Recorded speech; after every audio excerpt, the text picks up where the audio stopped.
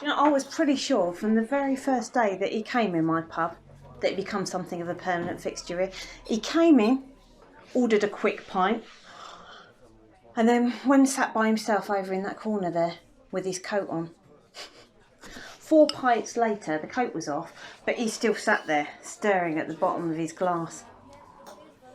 Another 4 pints after that, and as he's staggering out the door, chances are, I said to myself, he'll be in tomorrow.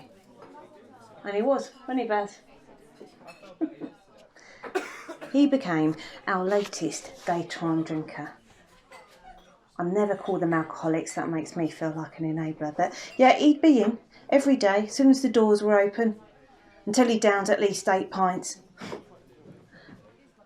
There wasn't anything particularly out of the ordinary about him. He paid like they all pay. You know, they start off paying by card or with notes and then pound coins, and then they're shamelessly scrabbling around through handfuls of shrapnel, plonking it on the bar, sliding it across 5, 10, 20p at a time. But he was one of the quiet ones. Didn't talk about sport. Wasn't interested in putting the world to right, you know, and he wasn't boring anyone with his life story. No one knew anything about him. Just kept himself to himself. Yeah. But he had his reasons for being here, just like they all do. You know, it's rarely the booze that leads to their problems.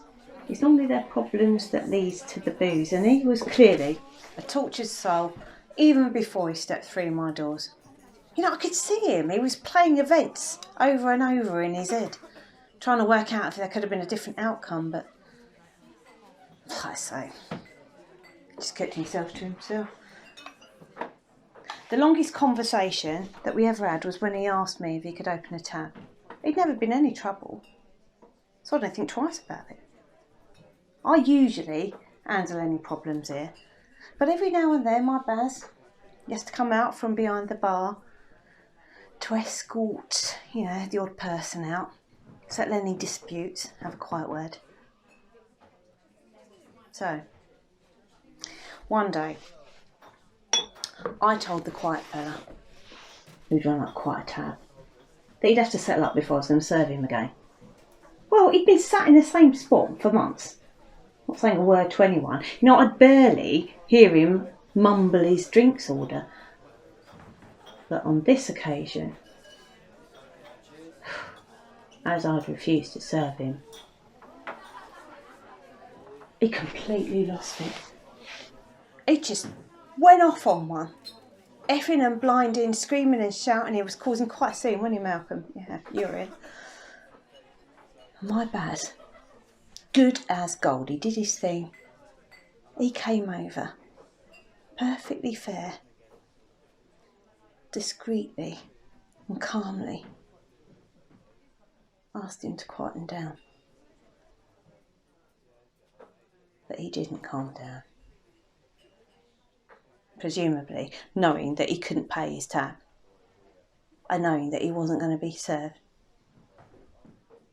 The quiet fella grabbed a glass from the bar and thrust it in my Barry's face. Now, my Barry knows how to take care of himself, but he wasn't expecting that. None of us were. My poor Baz, 65 stitches. He'll be scarred for life. It does add character to his face, though, doesn't it? And you've been a good one. He says he don't mind. He says he's glad that it happened to him and not one of the girls. God love him. Even so,